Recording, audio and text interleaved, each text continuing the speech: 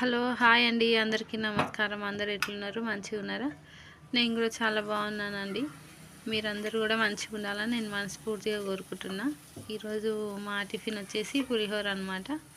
మీకు ఈ పులిహోర ఎవరెవరికి ఇష్టమో ఒక లైక్ ఇవ్వండి, సరేనా? ఇంకా అయితే ఈరోజు ఇంకా పులిహోర వేస్తున్నా కదా, స్టవ్ వెలిగించి ఒక బాండి పెట్టి అది హీట్ అయిన తర్వాత ఇంకా ఒక స్పూను ఆయిల్ వేస్తున్నాను అనమాట. అయితే నైట్ అన్నం అనమాట. ఇది నైట్ అన్నం ఉంటే ఇంకా ఇప్పుడు పులిహోర వేసుకుందామని చెప్పేసి చేస్తున్నా.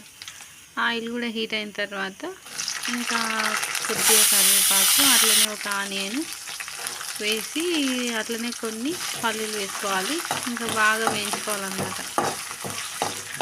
మంచిగా గోల్డెన్ కలర్ వచ్చే వరకు వేయించుకున్న తర్వాత కొద్దిగా పసుపు వేసుకున్నాను అనమాట.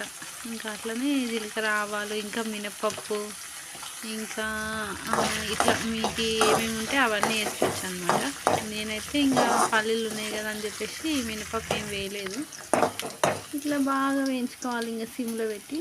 ఇట్లా గోల్డెన్ కలర్ వచ్చిన తర్వాత మళ్ళీ మాడిపోతే టేస్ట్ ఉండదు కదా. ఇంకా గోల్డెన్ కలర్ వచ్చిన తర్వాత కొద్దిగా పసుపు వేసి తర్వాత రైస్ని యాడ్ చేయాలన్నమాట.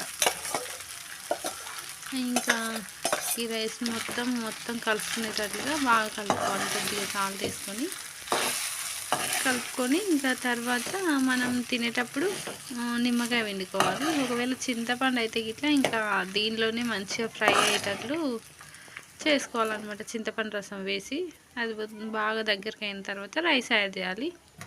తర్వాత ఒక స్పూన్ సాల్ట్ యాడ్ చేసి మంచిగా కలుపుకుంటున్నాను అనమాట. నిమ్మకాయ ఎప్పుడైనా సరే కానీ హీట్ ఉండగా పిండొద్దు అనమాట. మనం తినేటప్పుడు చల్లగా అవుతుంది కదా, అప్పుడు పిండుకోవచ్చు. ఒకవేళ చల్లగా కాకపోయినా మనం తినేటప్పుడు మన ప్లేట్లో పెట్టుకుంటాం కదా, అప్పుడు పిండుకుంటే మంచిగా ఉంటుంది అనమాట. కానీ స్టవ్ మీదనే అట్లనే పెట్టి పిండొద్దు అనమాట. ఇట్లా ఈ విధంగా వచ్చిందనమాట సింపుల్గా.